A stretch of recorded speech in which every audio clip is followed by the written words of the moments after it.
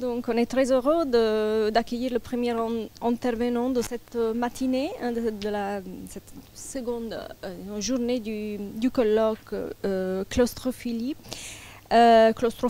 pardon. Donc Aurélien Fouillet, vous êtes diplômé en philosophie et docteur en sociologie. Vous êtes également diplômé en ébénisterie et marqueterie. Après 10 ans comme directeur des études et de la prospective dans une société de conseil, vous conjuguez aujourd'hui réflexion théorique et pratique de fabrication dans un réseau à la croisée des sciences humaines et sociales, du design et des artisanats contemporains.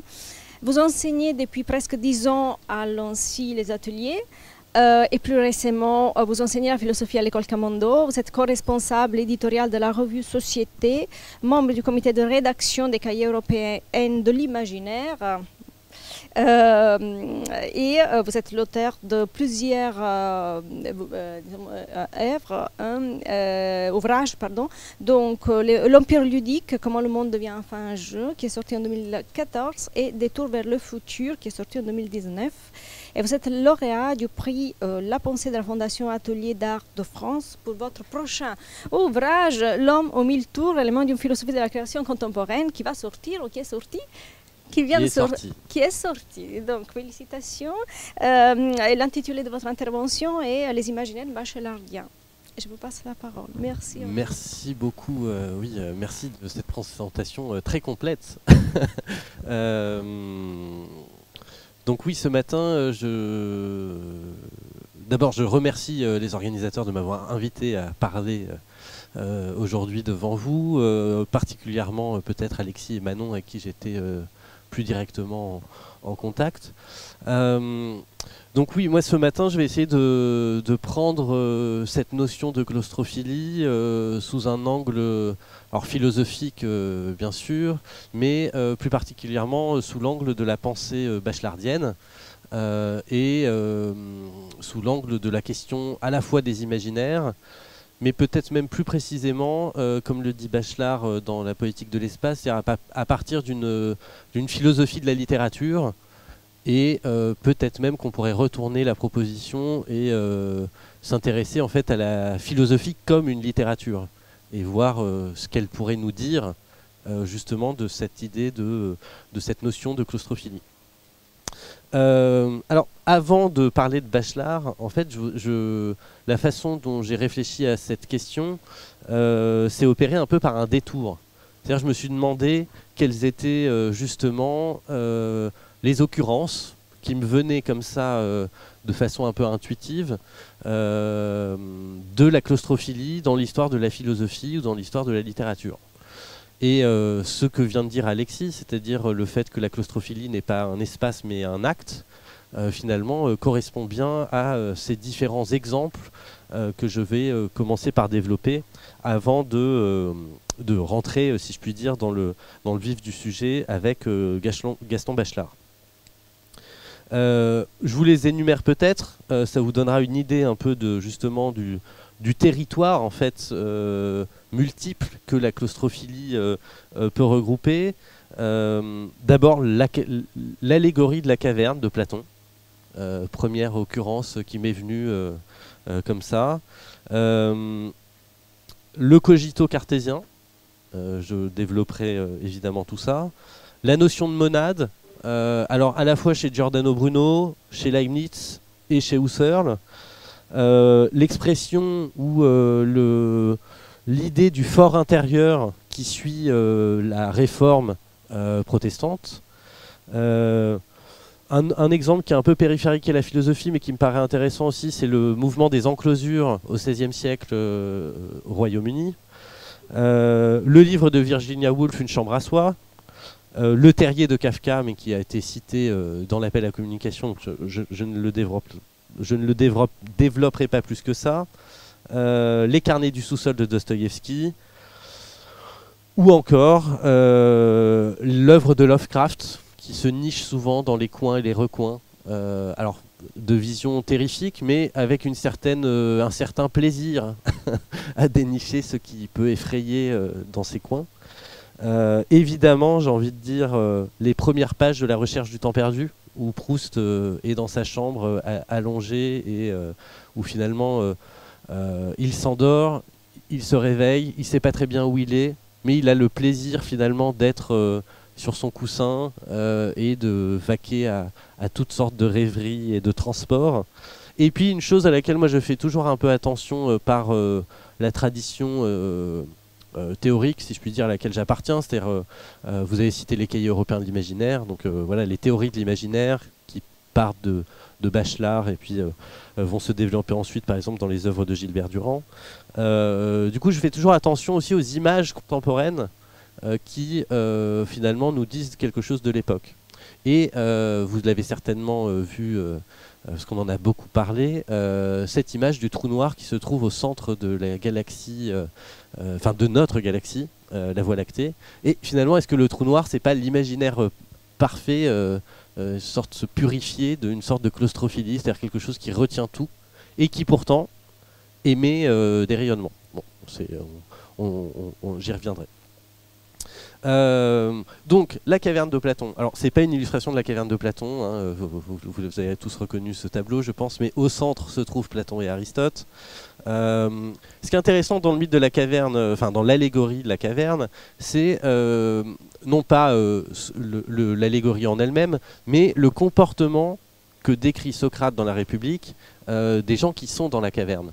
Donc vous connaissez tous l'allégorie, hein, l'humanité est comme ces hommes enchaînés dans la caverne, ne voyant que les ombres des idées, des choses réelles en quelque sorte.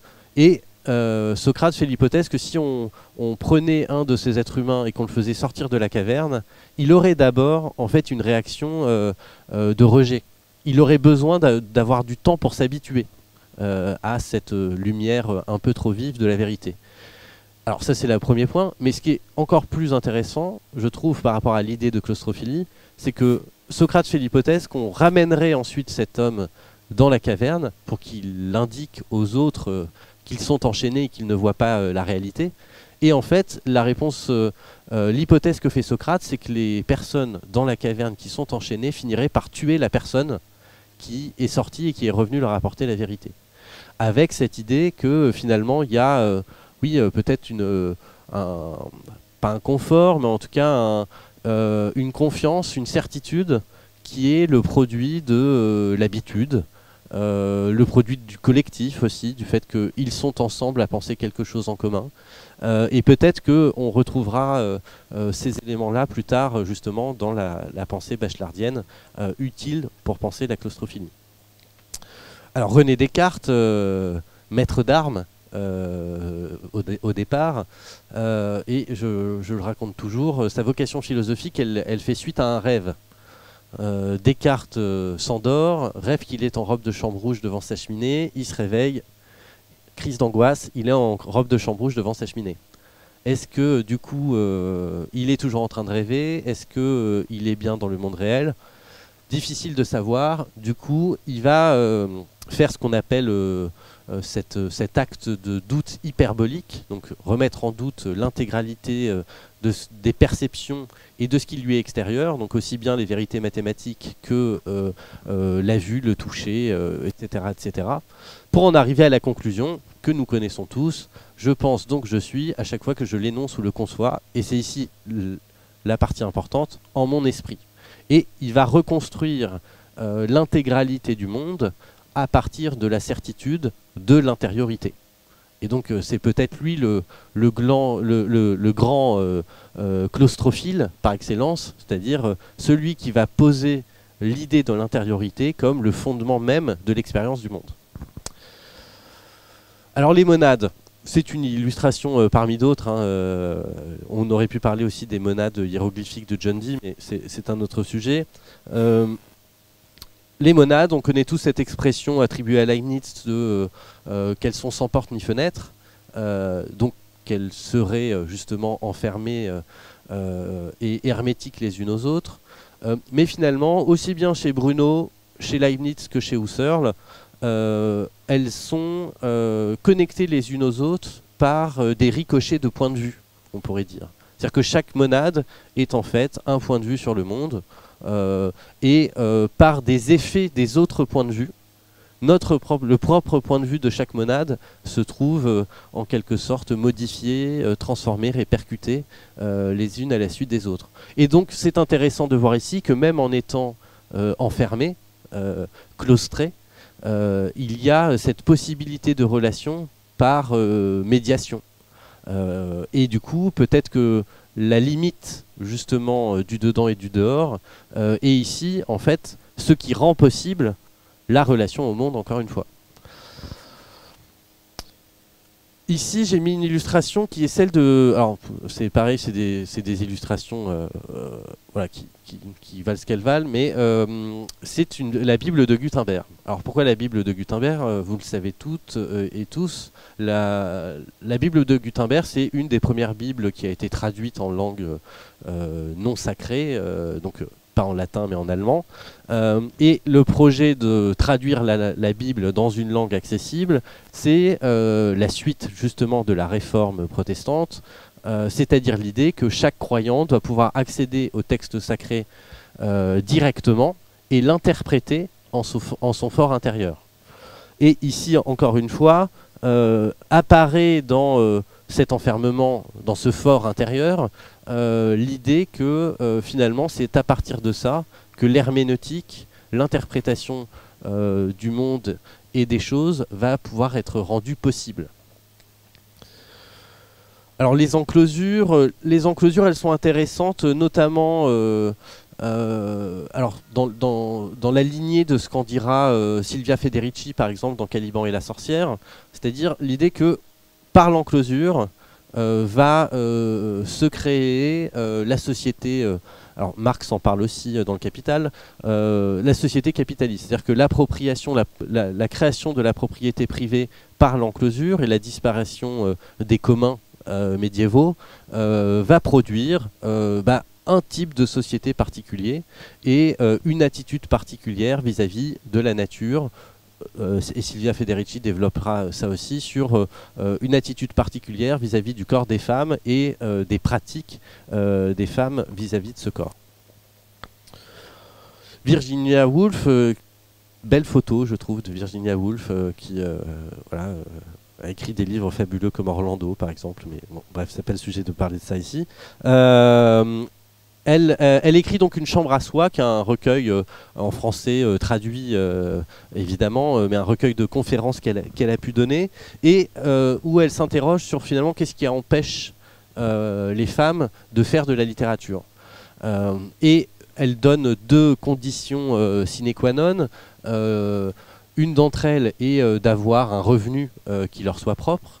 Et l'autre est justement cette idée d'avoir un lieu à soi, une chambre à soi, ça dépend des traductions, avec une particularité, c'est que c'est un lieu qu'on ferme à clé. C'est pas un lieu ouvert comme ça aux quatre vents, c'est pas un open space, si je puis dire, c'est véritablement un lieu clos, et un lieu clos qui, par sa clôture, rend possible pour Virginia Woolf l'écriture d'un roman. Donc encore une fois, on voit comment toutes ces occurrences dessinent peut-être l'idée que la claustrophilie, si c'est un plaisir de l'enfermement, c'est un plaisir de l'enfermement qui est presque tourné vers l'extérieur en fait. En tout cas, tourné vers je le développerai juste après, mais vers l'idée de l'immensité. Et justement, Bachelard va développer tout un propos autour de ça. Howard Philip Lovecraft, donc maître de l'horreur parmi l'horreur, c'est intéressant quand on s'intéresse justement à la vie de Lovecraft. C'est quelqu'un qui a vécu reclus et assez sous, apparemment, dans sa maison, au point de fermer les volets, les fenêtres, enfin de vivre dans une certaine pénombre, voire obscurité.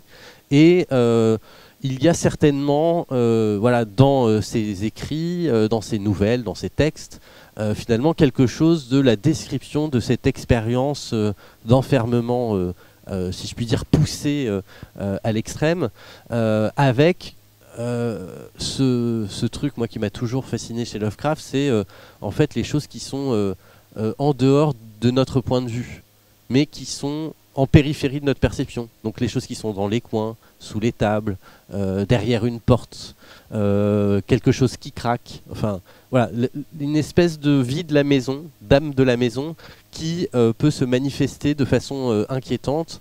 Et à ce propos, il y a quelque chose que Marguerite Yourcenar dit justement sur les monstres qui sont sous les lits des enfants. C'est qu'on peut bien expliquer aux enfants qu'il n'y a pas de monstres, on ne pourra pas leur dire qu'ils n'ont pas peur. Et donc la réalité finalement de l'expérience du monstre, et ça rejoint ce que je dirais ensuite avec Bachelard, c'est d'abord une expérience affective. Et tout le propos que je développerai ensuite à la suite de Gaston Bachelard, c'est l'idée justement qu'il y a dans la claustrophilie peut-être je reprends l'expression à Bachelard, une phénoménologie primitive de l'affectivité qui est liée à l'enfermement. C'est-à-dire comment l'enfermement nous affecte, premièrement, directement, immédiatement. Et Lovecraft, en ça, est peut-être un exemple paradigmatique. Alors, Marcel Proust, alors c'est en plus l'anniversaire de la recherche pour cette année, mais voilà, je relisais justement hier soir simplement les 2-3 premières pages de la recherche du temps perdu, avec ce célèbre incipit longtemps je me suis couché de bonne heure, et puis voilà, espèce de divagation sur un demi-sommeil et une attention particulière à l'environnement de la chambre qui est autant de promesses de promenade ou de rêverie. Vraiment, ça doit être à la 15e ligne de la recherche, où il parle du trait de lumière sous la porte de sa chambre qui l'imagine annoncer le jour et qui en fait est simplement les domestiques qui vont se coucher. Et donc voilà, il repart dans une autre histoire, du coup ce n'est pas le matin mais c'est bien la nuit, et il repart dans d'autres rêveries. Et on sait tous évidemment que Proust a été très enfermé par ses soucis de santé, et que donc voilà, la recherche du temps perdu, c'est aussi une œuvre de claustrophilie, on pourrait dire. Comment, à partir d'un espace clos, on peut rendre compte de l'intégralité de son époque, de la société de son époque ensuite. Et puis 2 images, alors très différentes, mais qui finalement disent aussi des choses de notre époque et de ce rapport à l'immensité. Une image, je pense, qui parlera à Charlotte Poupon notamment, qui est le scaphandre des astronautes, ou la combinaison des astronautes. Parce qu'en fait, on dit les astronautes, ils sont libres en apesanteur, mais il n'y a rien de plus enfermé qu'un astronaute, par définition. Il est enfermé dans une fusée d'abord, dans une capsule, dans une station spatiale éventuellement. S'il sort et qu'il fait donc une sortie extravéhiculaire, il est dans une combinaison. Et donc, son expérience de l'infini, de l'espace, du cosmos, de la petitesse de la Terre, elle se fait d'abord enfermée à double tour et de façon très très hermétique dans justement l'environnement extrêmement hostile auquel il est confronté. Et pourtant, c'est peut-être l'image contemporaine qui est la plus associée à cette idée de l'aventure, du voyage, de l'exploration. Et donc, peut-être encore une fois que dans la claustrophilie, il y a en germe toute cette sémantique, voilà, de l'aventure, de l'exploration, de l'immensité, de l'infinité, etc., etc. Et par ailleurs, j'ajoute ce petit commentaire, c'est que justement dans Astronaute, il y a Naute, donc il y a le voyageur. Et c'est peut-être que tout voyageur est quelqu'un d'enfermé dans un bateau, dans une voiture, dans un espace en tout cas, ou un dispositif qui lui rend possible le voyage. C'est une hypothèse. Et puis donc cette image de, alors je sais plus, c'est Sagittarius A quelque chose, j'ai pas retenu le numéro, donc ce trou noir qui est au centre donc de notre galaxie, la Voie lactée, et qui effectivement par sa définition même, c'est-à-dire une sorte de contraction, déchirure de l'espace-temps, et la prison parfaite de laquelle rien ne s'échappe, pas même le temps. Donc c'est quand même voilà, conceptuellement quelque chose d'intéressant pour le sujet qu'on aborde collectivement aujourd'hui. Et pourtant, même si c'est une prison parfaite, comment finalement on arrive à nous la rendre accessible, c'est par le rayonnement indirect émis par la matière aspirée par le trou noir. Et donc ici, évidemment, ces cercles de lumière qui sont évidemment dans des couleurs artificielles qui ne sont certainement pas les couleurs naturelles, mais peu importe. Voilà. Et dernière chose, avant de parler de Gaston Bachelard, et que vous avez peut-être déjà évoqué hier, c'est les étymologies en fait de claustrophilie. Il y a évidemment la philia, l'amour, bon, voilà. Mais après, quand on regarde, donc claustro, ça vient du claustrum latin, donc le cloître, l'enclos. Le mot grec de l'enclos, c'est paradeisos, et qui en fait va donner ensuite le terme de paradis, et qui lui-même vient du persan pardèse, qui renvoie au jardin. Et c'est intéressant, peut-être d'ailleurs que dans ceux qui ont bien vécu le confinement, il y avait ceux qui avaient un pardèse, un jardin, et qu'ils ont été confinés aussi dans voilà, quelque chose qui était finalement une ouverture. Et il y a évidemment, dans le cloître, dans tous les cloîtres, il y a un jardin qui est une représentation à la fois symbolique et architecturale du paradis terrestre, du jardin d'Éden. Alors il est orienté, etc. Et donc je trouvais ça intéressant, avant de parler de Gaston Bachelard, d'envisager la claustrophilie aussi comme un amour des jardins. Et d'un jardin particulier, c'est-à-dire qu'est-ce que c'est qu'un jardin? C'est finalement une nature reproduite, artificialisée, artialisée, dirait Alain Roger, et qui est un périmètre, un enclos, un mur qui va dire voilà, l'intérieur et l'extérieur du jardin, c'est-à-dire finalement qu'est-ce qui est sauvage et qu'est-ce qui ne l'est pas. Alors, Gaston Bachelard, ce grand barbu qui a toujours une voix comme ça, caverneuse,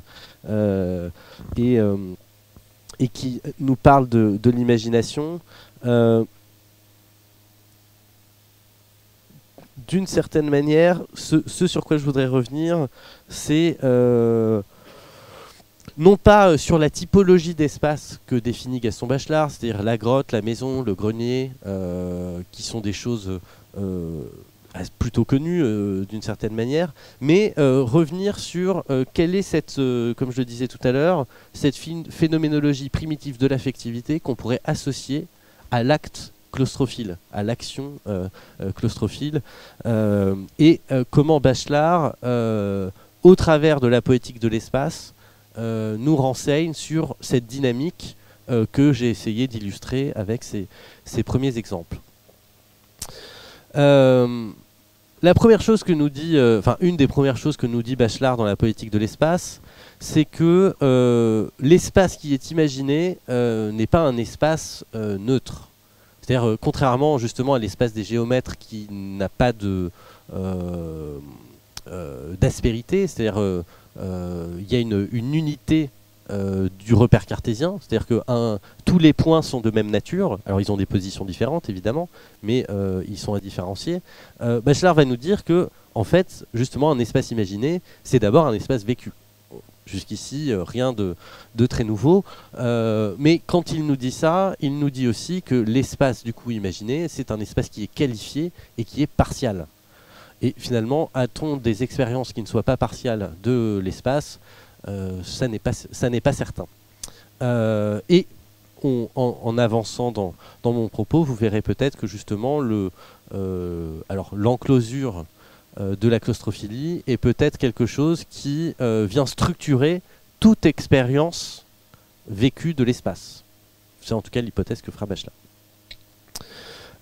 Ensuite, il nous dit que nos souvenirs et notre inconscient sont logés. C'est-à-dire que Proust, c'est vraiment l'exemple parfait de ça, c'est-à-dire que tous les souvenirs ont un lieu. Et ça m'a fait penser, moi, à cette chose que vous connaissez peut-être, parce que c'est aussi quelque chose que les architectes connaissent bien, c'est l'art de la mémoire des anciens grecs et romains, et puis qui s'est étendu ensuite jusqu'à la Renaissance, c'est-à-dire l'idée d'associer à un lieu, un topos, des souvenirs, des choses dont on voulait se rappeler. Et je le rappelle souvent, le mot grec... le mot anglais, pardon, pour parler des thèmes du discours, c'est aujourd'hui topics. Et en fait, topics, ça vient de quoi? Ça vient des topoi aristotéliciens. Et les topoi de la rhétorique d'Aristote, c'est en fait une double référence au lieu et au thème du discours. C'est-à-dire à la fois au lieu auquel on associe le souvenir du discours qu'on va prononcer et à la thématique du discours qu'on va dire ensuite. Et donc notre âme, comme le dit ici Bachelard, est une demeure. Et elle se matérialise par des maisons, des chambres, et c'est finalement au travers de ces espaces-là qu'on apprend à, comme le dit ici Bachelard, à demeurer en nous-mêmes. Donc on retrouve ici aussi ce que j'évoquais tout à l'heure du cogito cartésien ou des monades de Bruno, Leibniz et Husserl. Il nous dit ensuite que justement dans cette phénoménologie primitive de l'affectivité qui l'associe à l'espace, qui l'associe à la fonction d'habiter, finalement la première affection qui lui associe de façon primitive, c'est le fait de se blottir. Et que finalement habiter, c'est d'abord une phénoménologie du blotti. On habite avec intensité, dit-il, n'habite avec intensité que celui ou celle qui a su se blottir. Et encore une fois, dans le fait de se blottir, de se lever dans un canapé contre quelqu'un, dans les bras de sa mère, de son père, il y a quelque chose peut-être de cette claustrophilie, c'est-à-dire de cette enclosure, encore une fois, qui rassure, qui enveloppe et qui peut-être... c'est une chose auquel j'ai pensé hier en relisant mes notes. Peut-être que l'espace claustrophile, c'est le pendant du doudou de Winnicott. C'est-à-dire, il y a l'objet transitionnel, mais il y a peut-être aussi l'espace transitionnel, qui est finalement l'espace qui rend possible ensuite de découvrir, d'explorer d'autres espaces. Et justement, Bachelard, un peu plus loin, nous dira que la maison, c'est notre coin du monde, elle est notre premier univers, elle est vraiment un cosmos. Et je passe tout de suite à un autre propos qui prolonge celui-ci, c'est-à-dire non seulement l'espace claustrophile, en tant qu'il est cette expérience de se blottir, il est une vision du monde, un microcosme, on pourrait dire, un espace transitionnel, comme je viens de l'évoquer. Et ici, je trouve que Bachelard a une intuition particulièrement puissante par rapport à l'histoire de la philosophie. C'est-à-dire que avant d'être jeté au monde, l'homme est d'abord déposé dans le berceau de la maison. Et c'est vrai que, alors moi qui ai fait des études de philosophie et donc un peu de métaphysique, la question c'est toujours l'objet, donc ce qui est jeté devant, l'être là, pareil, etc., etc. Et finalement, il y a toujours, chez Descartes, chez Platon, chez Husserl, Leibniz ou Bruno, cette idée que comment pourrait-on accéder à ce qui n'est pas à l'intérieur de nous, ou à ce qui est extérieur, ce qui est devant nous. Et Bachelard retourne un peu la question en nous disant finalement, la première question qu'on devrait se poser, c'est pas qu'est-ce qu'il y a à l'extérieur, c'est quelle est la première maison qu'on a habitée et quel est le premier espace intérieur finalement dans lequel on a fait cette expérience, cette première expérience de ce que c'est que d'habiter le monde.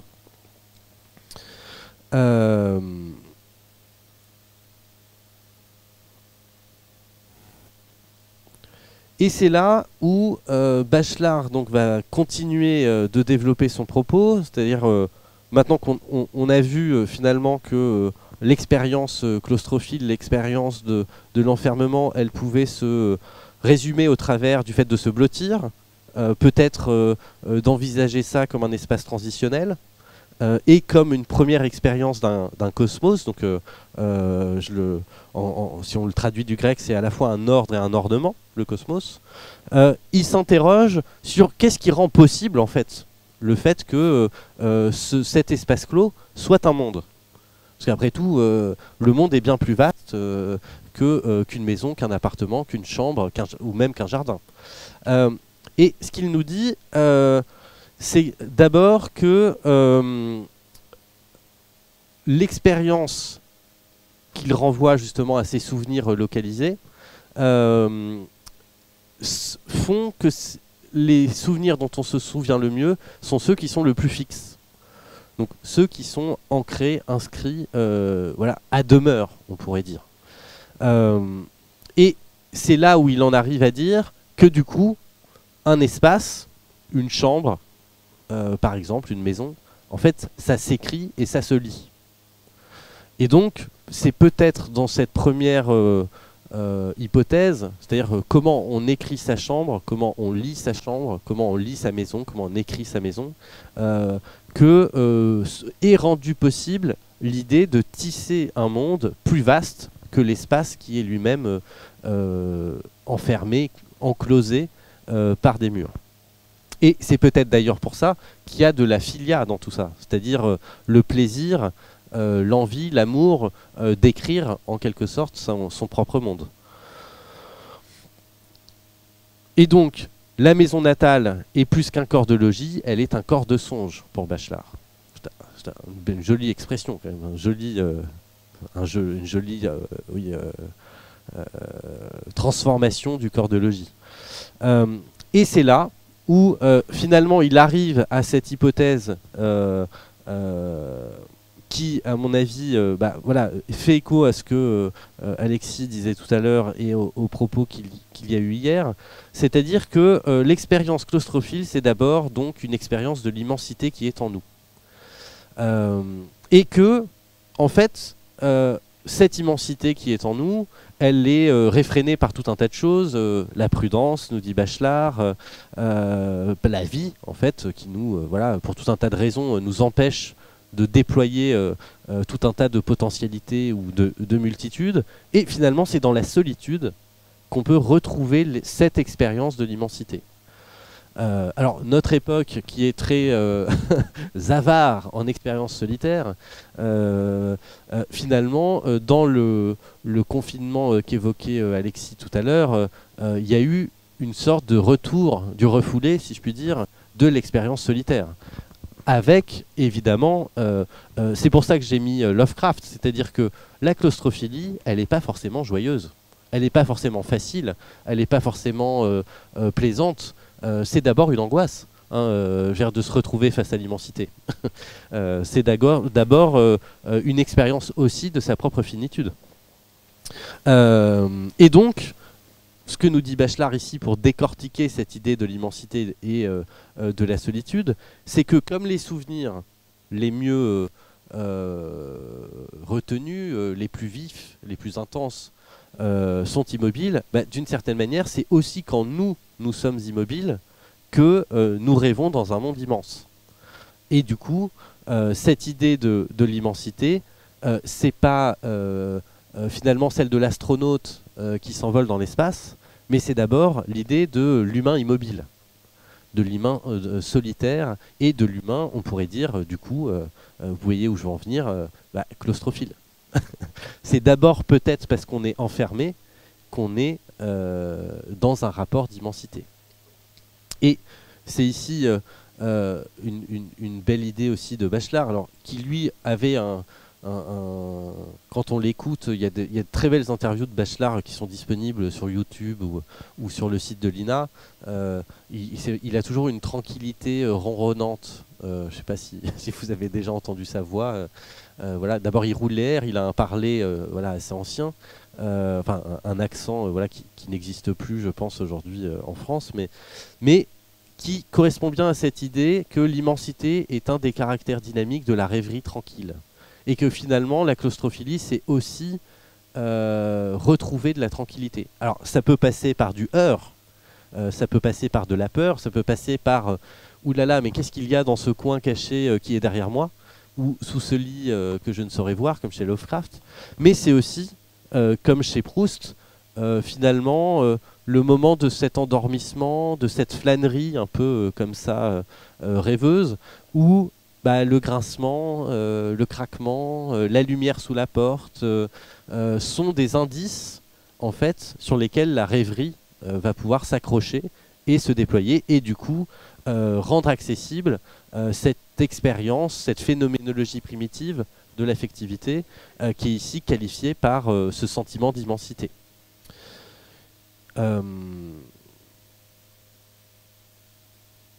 Si je mets ça en perspective justement avec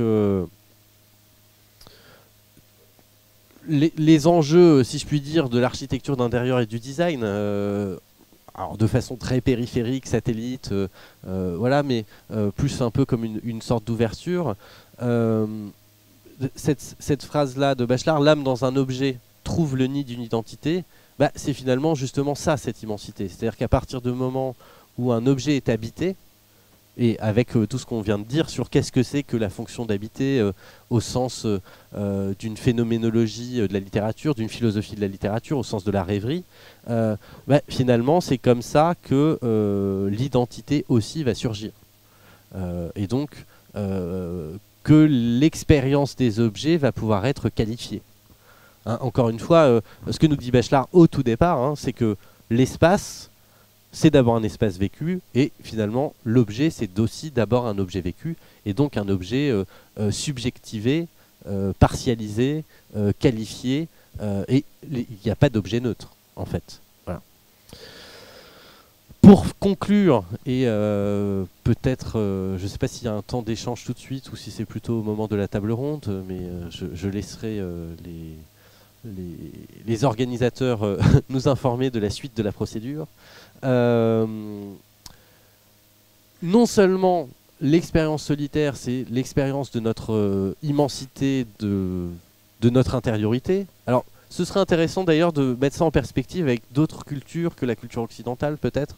L'intériorité telle qu'elle est pensée par Descartes, la Réforme, etc., etc. C'est quand même quelque chose, voilà, c'est l'Europe qui invente l'individu comme fort intérieur, comme intériorité. Et voilà, il y a d'autres façons finalement de se vivre que comme étant un intérieur, si je puis dire. Mais ce qui est intéressant dans la dernière partie ici de ce que je voudrais dire, c'est que ce que nous dit Bachelard en conclusion de tout ça, c'est que cette expérience d'immensité, c'est ce qui permet justement à l'espace intime et à l'espace du monde de devenir consonant.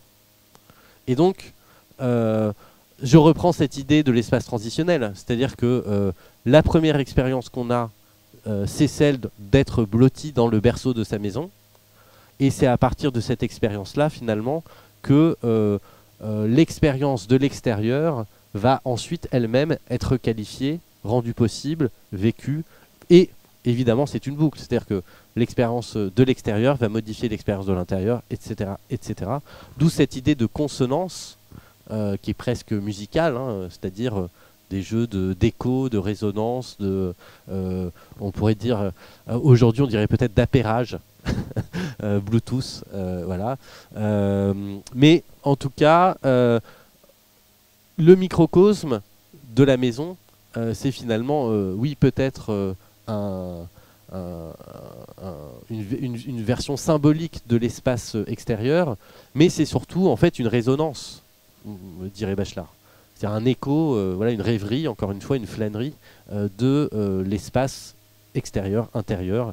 Et l'espace extérieur est une sorte de, voilà, de coextension, de coexistence, dit-il, de l'espace intérieur également. Voilà, j'en finirai ici.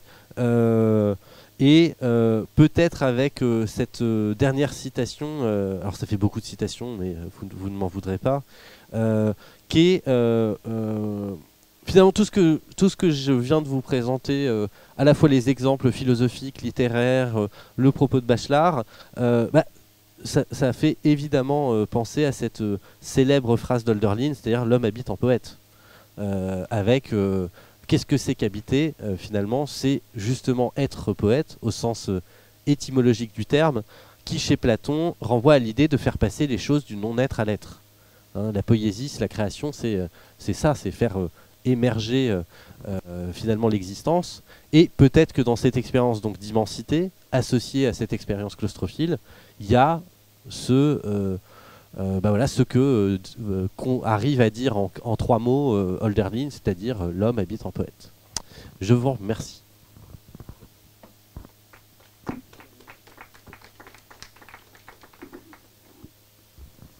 Merci Aurélien pour cette présentation très riche et pour nous avoir parlé donc, de ce, pour avoir suivi ce développement diachronique en effet de la notion de, disons, de claustrophilie, même si elle n'avait pas été encore définie comme, de cette manière-là par les philosophes et les écrivains dont tu nous as parlé.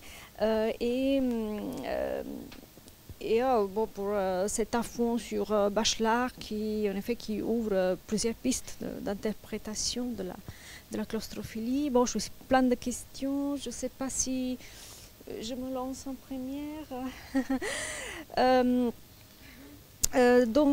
Non, c'était justement, tu as évoqué à un moment donné l'espace, l'espace transitionnel, l'espace potentiel ou transitionnel, je ne sais pas, parce qu'on le, comment dire, on le traduit de manière toujours un peu différente de Winnicott, donc dans Jeu et réalité. Et je m'interroge sur la relation de cet espace avec la zone claustrophile qui est définie par Facchinelli. Donc, en effet, nous sommes partis de ce psychologue, de cette théorie, des théories qu'il a développées en 1983, donc, dans cet ouvrage qui s'appelle Claustrophilia. Et en effet, donc, il en parle évidemment, psychologue, donc l'espace claustrophile, la zone claustrophile, en effet, c'est une zone où on s'enferme, c'est la zone amniotique, donc mère-enfant, ou dans son cas, patient analyste. Et donc c'est une zone d'où, en effet, le patient ne veut plus sortir. Et c'est pour cela que les temps de la thérapie s'allongent et devient presque infini. Et là, bon, disons une condition de coexistence, en effet simultanée, là aussi c'est la suspension du temps, c'est un temps qui n'existe plus, mais ce qui existe c'est ce couple un peu spécial. Et disons, pour le patient, le ventre maternel, en effet, est remplacé par le cabinet de... Et je me demande s'il n'y a pas, je ne sais pas bien comment formuler, mais je pense qu'il y a quelque chose comme une sorte de... on pourrait mettre en relation en effet ces deux espaces, cet espace transitionnel qui est en effet c'est l'ex, si je me rappelle bien, hein, c'est l'art de jeu en effet de l'enfant, mais qui ne se termine pas, ne disparaît pas dans l'âge adulte, mais qui reste en effet comme un espace où on s'enferme, mais on ne s'enferme pas dans un lieu clos. En effet, c'est un enfermement métaphorique. On s'enferme et en effet, on mélange la réalité externe avec sa propre intériorité. Et en effet, il appelle aussi espace culturel, parce que finalement, notre culture, c'est ça, c'est un mélange de nos pensées, de nos rêveries, de nos imaginations avec la réalité. Et c'est ce qui fait dire à certains artistes que, par exemple, le voyage en effet, on le fait vraiment à la fin du voyage et non pendant. Donc, quand on s'enferme avec ses souvenirs, et donc on les mélange à la réalité. Et là, alors, il y a... donc, Facchinelli, il disait, mais là, je ne suis pas sûre, c'est lui qui le dit, donc je me fie à Facchinelli, que claustrum, c'est tout d'abord, voilà, c'est l'acte de s'enfermer. Donc, en latin, ça désignait la clé et pas vraiment le lieu clos. Et donc, justement, donc, s'enfermer à clé, ça veut dire être seul. Donc, s'enfermer dans sa propre solitude. Et ce qui d'ailleurs disait la Virginia Woolf dans Chambre à soi, il faut s'enfermer à clé pour pouvoir s'ouvrir sur l'immensité Et voilà, c'était un peu ça. Bon, c'est un peu confus.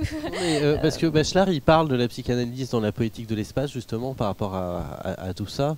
Alors, Bachelard, il n'est pas psychologue du tout, hein, évidemment, mais justement, comme il frôle dans toute sa philosophie poétique avec les notions d'inconscient et des choses comme ça, évidemment, il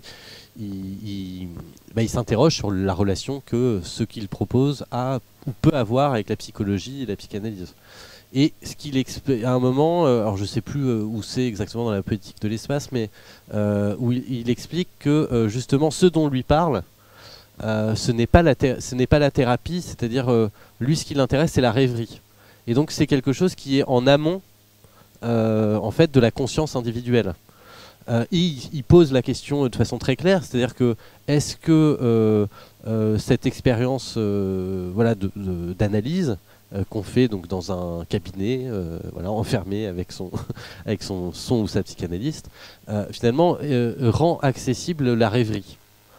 Et pour Bachelard, c'est pas évident. C'est-à-dire que justement, il y a quelque chose dans ce qu'il essaie de décrire dans l'expérience de la maison natale qui est, il dit, anté-individuel. Et il dit même anté-humain. C'est-à-dire que dans la rêverie qu'il essaie de qualifier, dans cette phénoménologie primitive de l'affectivité, encore une fois, il y a quelque chose qui est en amont du sujet. Et il se demande si, effectivement, dans l'analyse, on fait travailler l'inconscient, mais finalement, est-ce qu'on a accès à l'inconscient ? Voilà. Et ce que dit Bachelard, c'est que finalement, la rêverie, c'est le moment où l'inconscient prend le dessus, d'une certaine manière, et la poésie, c'est le moment où on arrive à transformer ce matériau-là en quelque chose, mais qui n'est pas, encore une fois, une expérience subjective ou une expérience du sujet ou de la conscience, etc. Donc peut-être que c'est là aussi qu'il y a une différence entre le point de vue psychologique et le point de vue de Bachelard. Et sur les espaces transitionnels de Winnicott, alors après moi c'est un point de vue théorique personnel, c'est-à-dire que je pense que le monde n'existe pas. C'est-à-dire le monde n'a pas d'existence extérieure, pour moi. Et que donc, ça veut dire, qu'est-ce que ça veut dire ? C'est-à-dire que évidemment nous partageons tous le même monde, mais nous n'avons pas tous les mêmes représentations de ce monde-là. Et voilà, enfin c'est assez simple. Hein, et finalement, l'espace transitionnel, justement, de Winnicott, c'est celui dans lequel les structures des uns et des autres, un peu comme les monades que je décrivais tout à l'heure, c'est-à-dire par des effets de ricochet, se structurent les unes vis-à-vis des autres. Et donc permettent de construire une culture commune, par exemple, et donc de faire la transition entre soi et l'autre, voilà. Enfin l'autre avec un grand A, tout ça. Bon, merci beaucoup pour cette réponse exhaustive et satisfaisante.